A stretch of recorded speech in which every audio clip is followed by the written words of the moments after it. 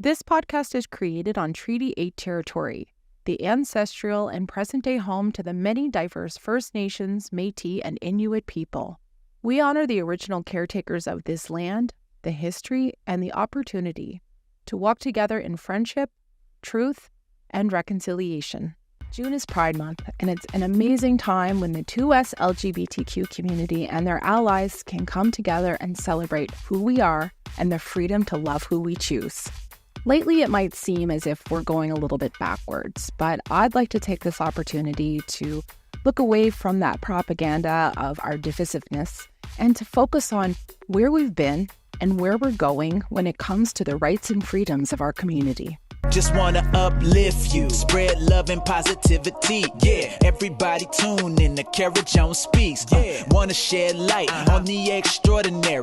Sharing people's stories from struggling to glory. It's all about empowerment, the coolest channel you're gonna find. Trying to make the world better, one step at a time. Let's go.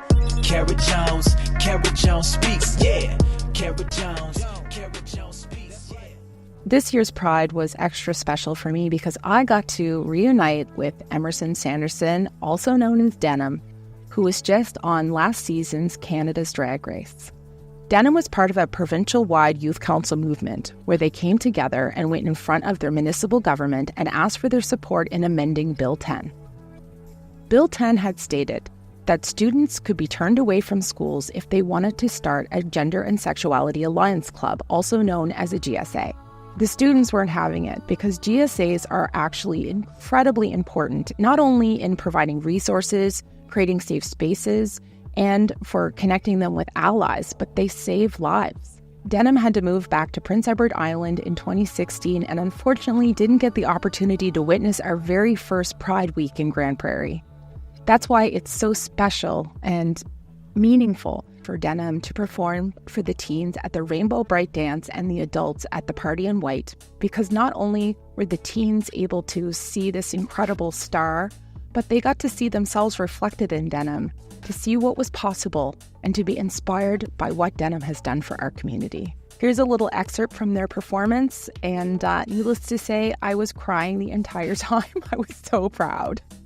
I just want to say, I went to high school in Grande Prairie, and seeing all of you here is like so special to me, and being able to do this here is so special to me. When I lived here, there was no such thing as Pride. We were fighting to even have GSAs in our school. We literally had to fight through a youth council to be able to amend a law to allow us to have gender-neutral bathrooms and to have GSAs in schools, and to be able to see this Jewish community show up and be here for each other is so special. I never had that here, and it makes me so happy. So thank you for all being so strong and being there for each other and celebrating Pride together.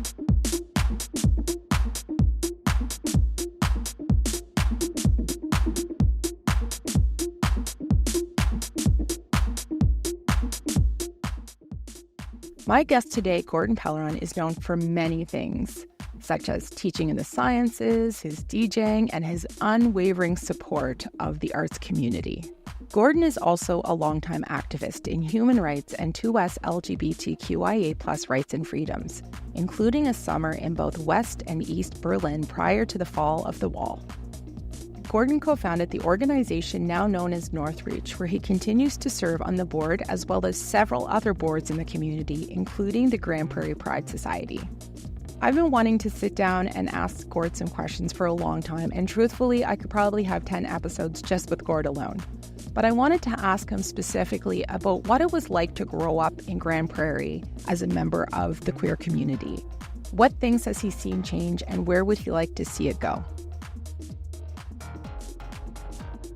Hey, Gord, I am so excited to interview you because you have an incredible amount of history in Grande Prairie. You've seen a lot of change, a lot moving forward, probably a lot moving backwards too, I'm sure. And I wanted to ask you and start off first with, can you tell me about what it was like try to paint a picture for us. What was it like growing up in Grande Prairie? Oh my goodness. First of all, thanks for having me. Of course. Welcome to my show. I'm going to say I packed a lot of living into 40 or so years. I grew up, born and raised in Grande Prairie, or outside of Grande Prairie at 5 Mile Creek on a farm just a few miles out of town. Grande Prairie at the time was probably about 8,000 people. It was small. I went to Harry Balfour School. I was a very flamboyant, effeminate young boy in a family of 6 kids. I was in the middle, and it was somewhat difficult in that I stood out. I was different, and of course, then going to school, and you got bullied and teased, and you're a pansy and all these things. But and I really wanted, I think back and I think how much I wanted to express myself in a different way. I liked girls' clothes. I liked lace. I liked things that sparkled. And I couldn't have those things, or at least I couldn't have those things at school. Again, it's funny how, as you progress through time and you look back, you start to discover things you didn't know then. And I think back and I think how much my mom actually supported me without maybe knowing or realizing. I was allowed to dress up at home, but not to school. So that kind of was taken away from me. And of course, growing up and the teasing and whatnot, and not understanding why I couldn't express myself, be who I was. I had to sort of be this boy. Mm-hmm. And it's not to say that I was a boy, but I was a queer boy. I did not understand what that meant until, and I remember the very day, and not just the day, I remember the moment that and it was my grade 10 year, and it was the moment that the words queer, gay, faggot all came together and became my identity. Oh, wow. The moment I looked at the gravel on the road, because I was walking, and went, that's me, that's my identity, and it's this pop in the head that goes, I just discovered something about myself. But at the very same moment went, this is a discovery of myself that I have to keep secret. Oh, my God, I can't. And then it became, how do you do that? Mm-hmm. Then it became, suicide's an option. And then there were perhaps a couple of attempts, which completely failed because that was never going to happen. Mm-hmm. But unfortunately for many, it's a real option. And for many, it's their only option, which is really unfortunate. So discovering who I was, realizing that my goal was to get out of Grande Prairie. The way to do that was university, go to the University of Alberta, and which I did. And then, of course, discovering the world I knew existed, but I didn't know where it was or what it looked like. And the club that, it's more than just clubs. Mm-hmm. But I discovered a nightclub called Flashback. And that was the club that I came out in. Found my community, found people like me, not just like me, people different than me. It was such an inclusive environment. This is 1983. An environment of queers, of punk, of goth, cowboys, straight allies, and this mix that got together and created this environment that was fantastic, which, by the way, Flashback has done a documentary. It's going to premiere Friday night in Edmonton, and I'm going. Nice. I'm so glad that that's happening. So, and then coming back to Grande Prairie at this point, I'm out to myself, not out to family or work coworkers. The coming out process takes years, and I'll say that it never ever really ends. It's always a process. Coming back to Grande Prairie, working at the college, I was only going to work for 9 months. When I got offered a second contract, decided I was going to stay a little longer. It was like, I got to make this town a little more comfortable to live in. And I became more active in that sense. And then activism rolled into my experience in Berlin, forming the South Peace AIDS Council, which is now North East Society, and much more adventures, if you will, in the scene. Now with the Pride Society, and like I said, I packed a lot into those 40 years. I bet you did. And I was really interested to learn about that journey of creating what is now Northreach. So when did that start? Well, so again, coming out in 1983, when HIV was starting to hit the world, coming to Grande Prairie and back to Grande Prairie in 1985. Come 1987 was kind of the peak of AIDS in Canada anyways. And Dr. Hilary Winters, who's the chief medical officer, of Grande Prairie for South Peace Health Unit, put out a call for interest in an AIDS service organization. I answered that call along with a few others, and from that we formed a committee called the South Peace AIDS Council. And in somewhere around early 2000s, we rebranded as HIV North Society, as AIDS at that point was now becoming a thing of the past. It was people living with HIV. And then in 2018, I think it was, we rebranded as Northreach Society. Yeah, that must have happened just after I left, because I remember when I first moved here in 2014 and we were going through all of the funding at the city, and that's how I learned in my job my first week, is go through all the applications for funding. And I saw HIV North, and it was 2014. I was like, there's a place called HIV North. But I mean, it made sense at the time, I'm sure, right? Like, because you went from AIDS to HIV and now Northreach. Correct. Yeah. I mean, it's always, AIDS service organizations have always worked on the pillars of community health, the fundamental pillars, which includes things like food security, shelter, safety, those things. So we deal a lot with homeless population, street involved persons experiencing homelessness, addictions, things like that were key factors in the spread of HIV, right? Dirty needle use, unsafe sex, things like that, situations that put people in unsafe situations and at risk of HIV. And of course, when you're looking at HIV, you're also including bloodborne pathogens, home scope of other things and other factors. So it becomes a very broad-based organization, and hence Northreach now sort of covers that umbrella of things, not just AIDS and HIV. I think sometimes when I think about how change happens, it always happens on the backs of generations, and then the new generations don't really know or understand what had to happen in order to get to where we are. And when I was at Pride, especially the team dance, I think, when Denim was like, I didn't even get to have a Pride because they moved away just before the first one that we had. And I'm thinking to myself, what was it like here, seeing what kind of changes have you seen looking back that you're just like, oh, you don't even know? I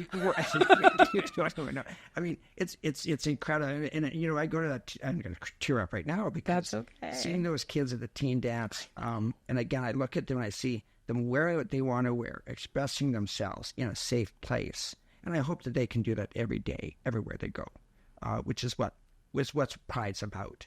But they don't know the trailblazers, the people that clear look at the sun come out. Yeah, see, we're talking about the positive. So the sun is just trickling down. Yeah, the ones that clear the path, and even before me, people look up to me, and I appreciate that. The hard work that we did, and the sacrifice, the putting ourselves out there in danger, frankly, to get basic human rights, to get queer rights, to get trans rights, and the people that come after don't even remember. So I do my own queer history research as well, and look at, who were the past models that came long before me. Queer culture's been out there for centuries, not just centuries, but even before, from the 50s to the Cold War, right up to the 80s, and I think it happened closer to the 90s even, was the I call it the lavender purge, the red purge. It was the removal of anyone identified as queer, gay, lesbian out of public office, military office, because they were seen as a threat to national security. And that was a real thing that happened, and it lasted for a couple decades. And we need to remember those people also stood up and fought. Yeah. In a very difficult climate. And it's hard because I feel as if things are starting to go backwards a bit in Alberta. It's not just it's honest to God, it's everywhere. Everywhere.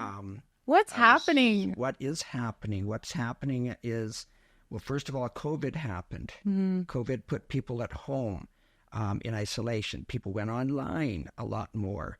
The platforms were there, but more people got into them. And then those algorithms created echo chambers. Yes. And, oh, my goodness. And it pulled these spotty communities together, and they became loud. And I don't want to use the word powerful because I don't think they're powerful, but they're getting their voice heard. And it's this regression into or the resurgence of hate that I'm seeing. And it's the same thing. The words sometimes change a bit, but it's the same message. It's the same rhetoric that I heard back in the 80s and the 90s when, the same reason why you shouldn't be allowed to have gay rights and calling it special rights, because, you can't have your own kids, so you have to recruit. We're saying the same thing coming up again. Your drag queen story time.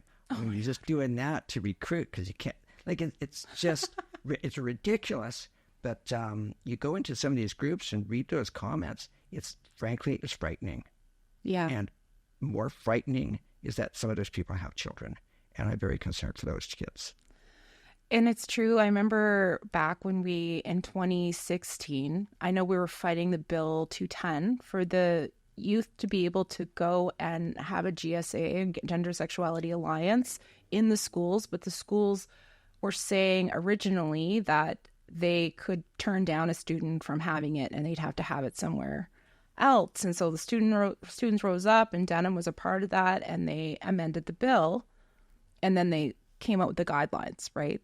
And so what was really interesting to me, though, was looking at how that was only in 2016. It's frustrating because it's like we're right back there again, and they make the people who don't understand. I always said the parents who weren't the ones kicking up a fuss were the ones I was scared of the most. That's right. Because the ones who are not saying this is terrible and whatever, I'm more afraid of them than the ones who are doing that. Sure, they're not great either. And it can create a really unsafe space for young people and anyone coming out. But the ones that are, silent, the allies that come out are great. And there are silent allies too. Mm-hmm. But I always am worried about the ones who don't care. And in the sense of they don't care enough to protect their kids. Right. It's scary that way.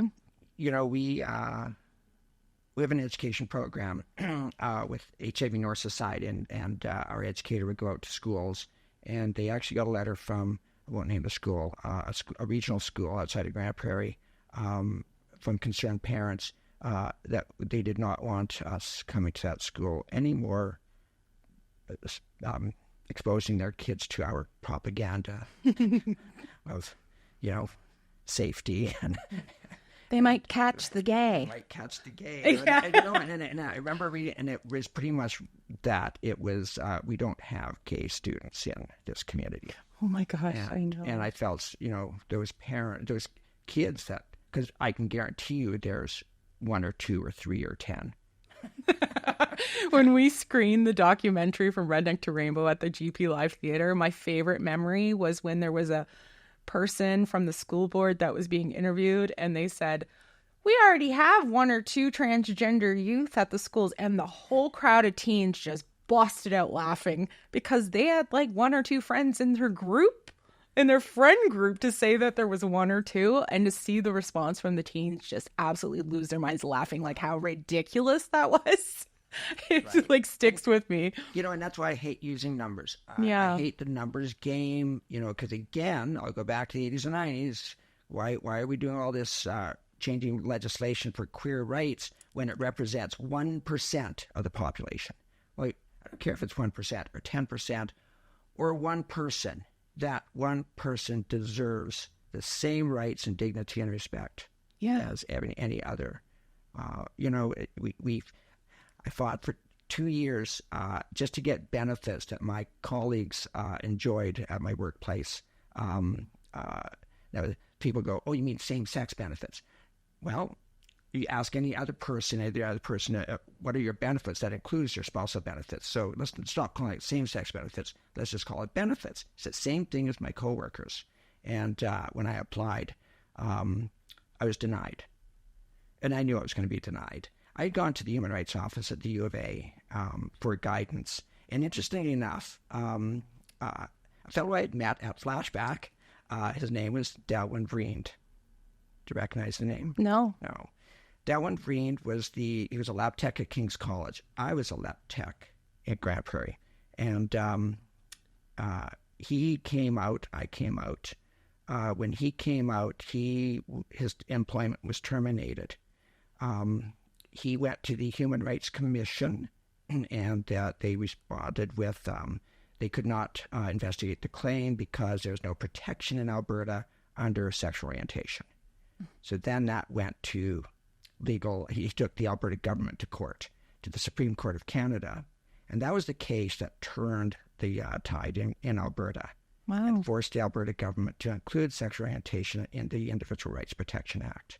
Ralph Klein responded with, "I'm going to use the notwithstanding clause," which he didn't because he advised that he would lose.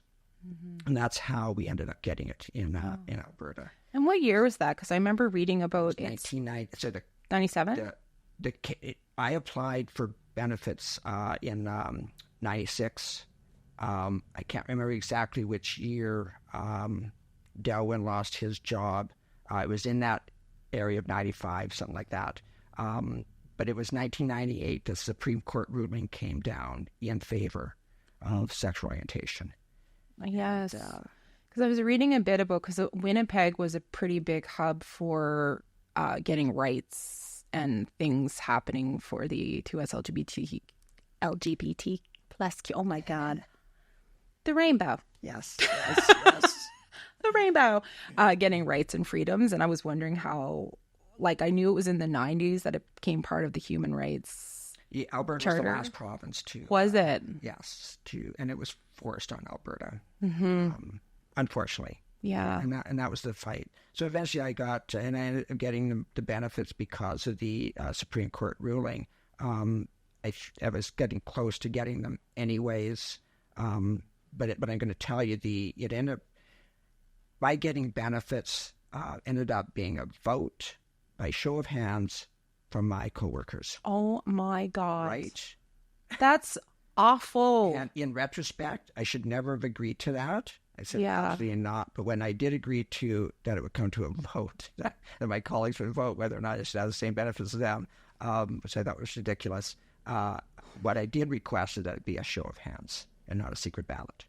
Because you requested that? I requested it be a show of hands, not a secret ballot. Nice. So that when I went to the vote in the room, I sat at the front, and when they called the question to vote, I stood up and faced them. Oh my, I love that you did that. And I saw 4 people vote no. And did you just how did you feel after that, being around them? Horrible that happened. Yeah. And that's why I say I left that room thinking that I shouldn't have agreed to it. That should never have happened. Yeah. That's quite emotionally, what's the word? Horrible? I don't know. Traumatizing. It's humiliating. Yeah. Humiliating. Yes. Very humiliating. Do we vote for everyone else's spouse to be on benefits? Yeah. But again, I can go back to the comments that would come out was if we allow your people to have benefits, it's going to cost us all. Right. It's cost the same as anyone else's. Mm-hmm.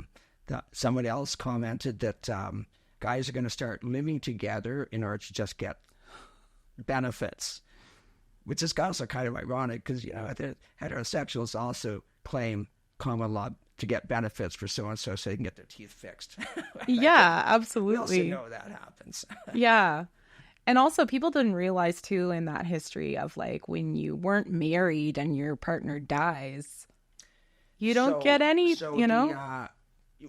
So the whole marriage equality, and I do refuse to call it same-sex marriage. It's marriage. Yeah. The marriage equality came about, partly, a good part of it came from the AIDS pandemic, when couples who'd been together for years would lose a partner, but couldn't even go to the hotel or to the hospital room because they weren't family. Where families would take estates because the lover was not family. They had no legal recourse. So that was really a strong impetus in getting marriage equality. Yes, I can only imagine how awful that must have been for people wanting to see their loved ones. Absolutely. And they can't, you know? Absolutely.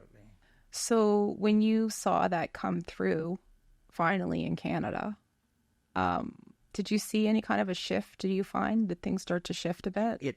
It did in the sense that once you start getting some rights, and people realize that the world didn't implode.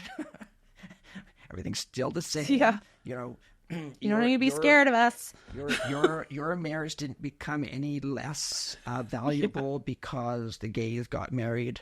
You know, it's kind of like we don't want the colored folks moving into the neighborhood. Mm-hmm. You know, so bring down the property, like that's ridiculous racism. It doesn't happen. Yeah. Then we saw allyship. Nice. A little more allyship happening. But so it's the same thing with the Pride marches, which originated after Stonewall. And then the Pride marches were they were gay marches. They were marches, they were protests. We were angry. Even the ones I went to, the first ones I went to in Edmonton, were down White Ave. The police were there, not as part of the parade, but there to protect us because there were literally protesters on the sidewalk with hateful signs like, abomination of Leviticus and, God hates fags and just horrible. I've got pictures of these too. Oh, I need them. And, I need them for B-roll. And these were very difficult times. And then as these, we started to get some movement happening. We got the allyship, and then the corporations start to realize, hey, there's money in here. Yeah, right. And it's great to have corporations come on board, but then it becomes rainbow washing. Yes, it's the same with breast cancer and pink washing. I know. Yeah, absolutely. And so we have the corporate sponsorship. The parades become much more corporate, large events. Again, it's great to see that allyship and the community coming out and the support and the pride. Mm-hmm. But is it just, are you talking the talk? Are you walking the walk? Yes. Are you doing both? And so we value those who are allies year-round and not just in June. And you really see it at the Party in White. The allies, oh man, they get into it. Yes, and I value that again as part of the Pride Society here. There's been tremendous movement in Grande Prairie and the region. Yes, the sponsorship that sometimes comes from places you don't even expect it, which is again as companies start to realize the value of their human resources and that their human resources also includes 1 or 10 or 50. I don't know. Don't care what the numbers are. Individuals who are queer, gay, lesbian, bisexual, transgender. Go back to the 80s again when I got involved with an organization called the International Gay and Lesbian Youth Organization out of Berlin. And I didn't have much experience or involvement with transgender at the time. And when I was in Berlin with this organization, we were doing stuff. I met a lot of transgender, learned a lot more about what transgender is, and even within there, the variation. Like you cannot lump everyone into one, and that's why the alphabet. People call it the alphabet. People, 2S LGBTQIA plus, because they are unique. Yeah. But it's also I see this as a tool, just like we had to fight for same-sex marriage. We now just call it marriage. Yeah. TELUS LGBTQIA plus. Hopefully someday it will become person. Exactly. That's why I love when people say, like, have the shirts of, like, 100% human. 100% human. Human, We're you just know. human, and we vary. I try to explain to some people that when you're cisgender heterosexual, your gender, your sexuality, your sexual orientation, your emotions, your physical being, your genetics all line up, and it lines up with society, and everything's smooth and easy, but it's narrow. That's so true. You're so boring. No, I'm just joking. when you're anything other than, whether it's gay, lesbian, bisexual, transgender, you skew a bit. Some skew more than others. But it's not straight, it's not narrow. Yes. It's you're bound outside of the boundaries, and that's where things don't work in society. And so cisgendered heterosexuals will sometimes, the non-allies, the haters, I'll say, are the ones who they don't want to change their society to incorporate everyone. They want to keep it straight and narrow.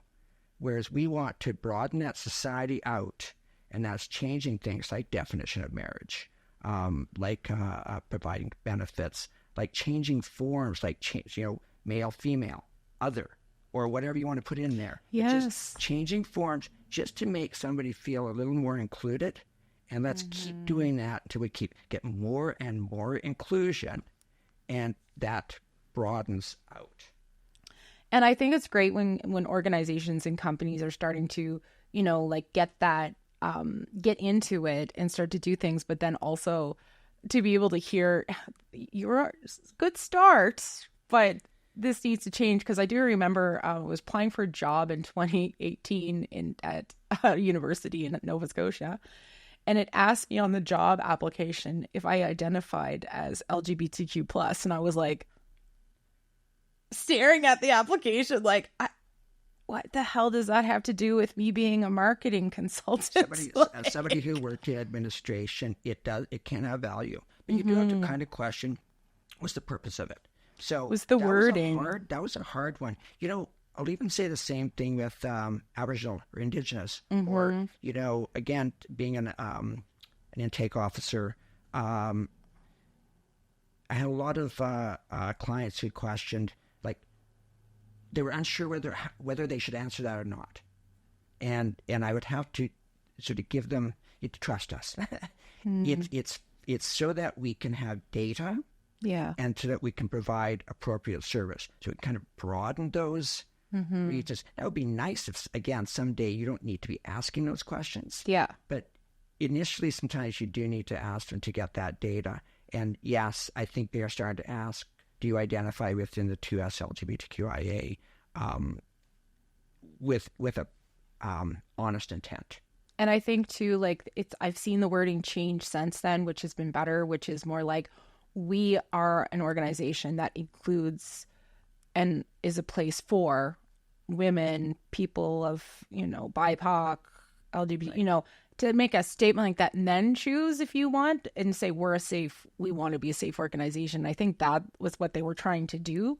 Yeah. And didn't realize they were asking me to out myself. Well, that is the problem, right? Yeah. Somebody who's not comfortable may not trust or want to answer that, but then you don't get the data. But I go back to, again, a numbers game. Yes. Let's just assume that there's at least one person, and we need to accommodate that person. Whoever that is, we don't need to identify who they are, but they need to be accommodated. In fact, I hate using the word accommodated. It just should be part of it. Yeah. With everyone has needs to go to get there. Yeah. And I think it's a difficult paradigm shift to make in people's minds. Again, because many people see, because they fit in that straight, narrow environment, they think everyone else fits in there. And that if you're outside of that, you're abnormal, you're a disease. I mean, go back, the 80s and 90s, like they talked about us as being diseases. Conversion therapy. It was all about fixing us, making us fit into that straight and narrow. Yeah. But that mindset's changing, and it could take decades yet to sort of identify, see people as individuals with unique. Everyone's unique. It's variation. It's variations on a pattern, and if we can start to identify that, the whole I get asked this. I see posts on social media. There are two genders. These people are brilliant. Yes, there's two genders, and then all the variations between them.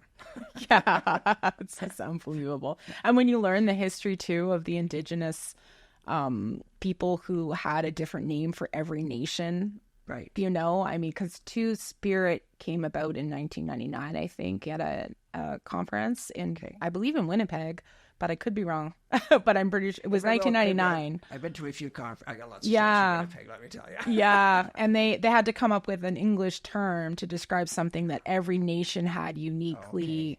I always had.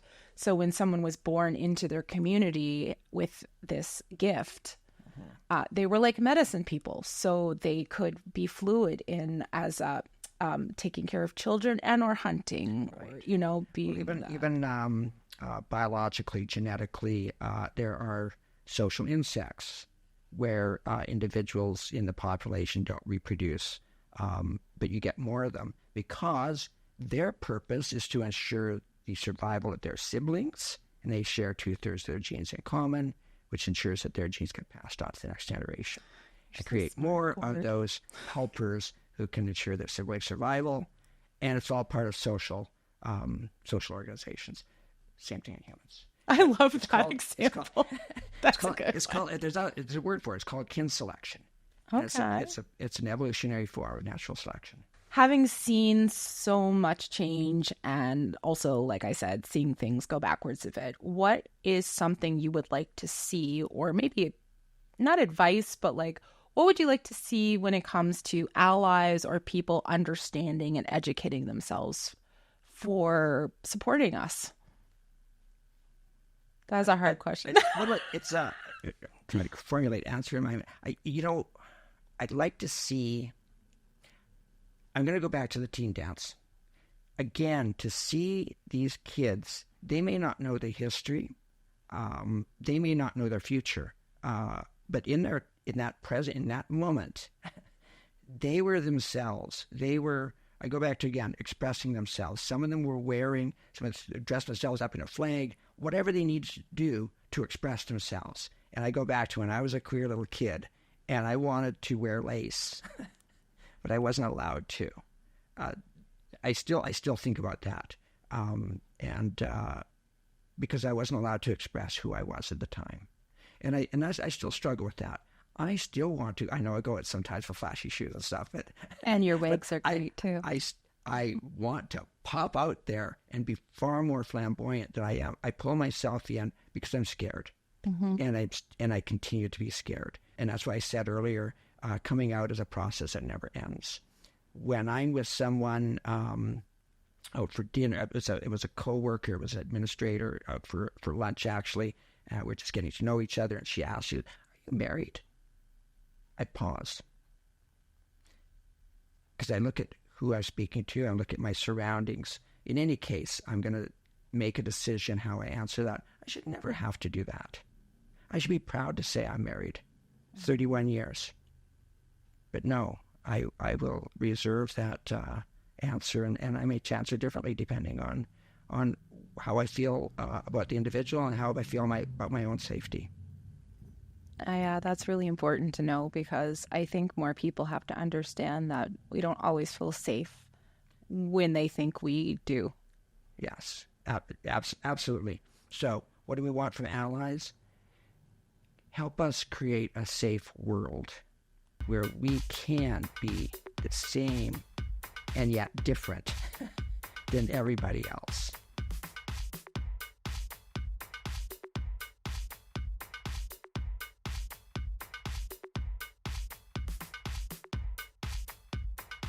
If you'd like to learn more about Denim and the organizations that Gordon Pellerin supports, please visit my website, www.carajonespeaks.tv.